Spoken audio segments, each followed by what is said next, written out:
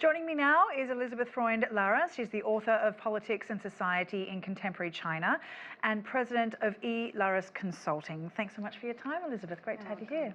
Now, let's just start off by explaining for our international audience why these midterms are so important. The midterm elections are a referendum on the current president in the White House. Now, it is very typical that the president's party loses 20 to 30 seats in midterm elections. And it seems like that will happen this year as well. Right now, it appears that Republicans will pick up probably about 20 or more seats. And so that will shift then the balance of power in Congress. And maybe the Republicans will pick up a seat or two in the Senate. So instead of having the Democratic Party running the executive branch and the legislative, we'll be back to what's called split government. And then that has implications for domestic and foreign policy. So let's talk about that. If there is more influence in terms of Republican governance in the White House, what does that mean for foreign policy for the United States? Let's just start with the conflict in Ukraine, for example.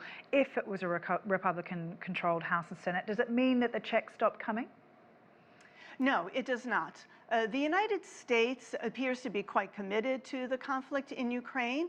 You would see probably a little bit less of a big check, shall we say. You know that all politics are local. And so Americans right now are very concerned about inflation, crime, the border, the southern border, and then also the Supreme Court decision on Roe versus Wade on abortion and reproductive rights. Those are the biggies.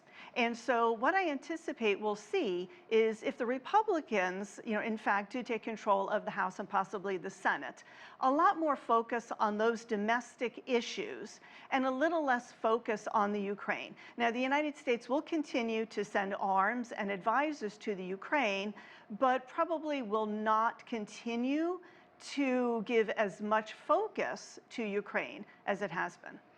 Now, turning our attention to Asia, some would argue that the relations between China and the US were more tense with the Trump administration, but they're certainly still very tense now.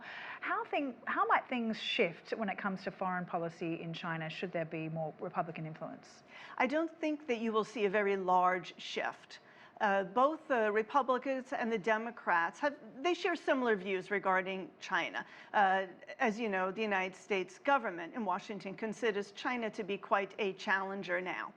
And that sentiment is shared between the White House and Congress. And so I think that you will continue to see decisions that will respond to that China challenge.